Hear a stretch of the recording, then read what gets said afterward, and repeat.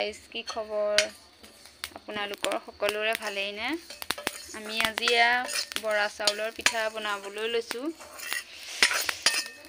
যেহেতু বিহু পালেহি আমি আজি খুন্দি আনি বনাবলৈ লৈছো আগতে লৰা বহি আছে দেখিছা না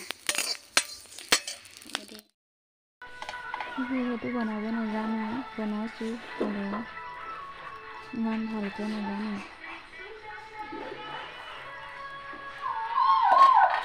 মাৰিছে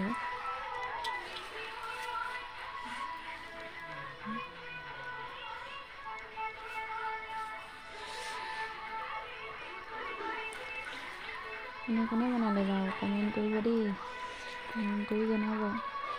মই বাৰু আজি বনালোঁ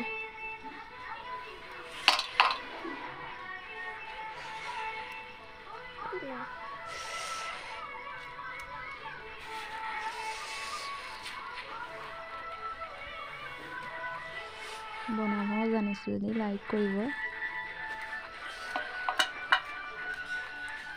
আপোনালোকৰ দৰে ভালদৰে নাজানো বনাব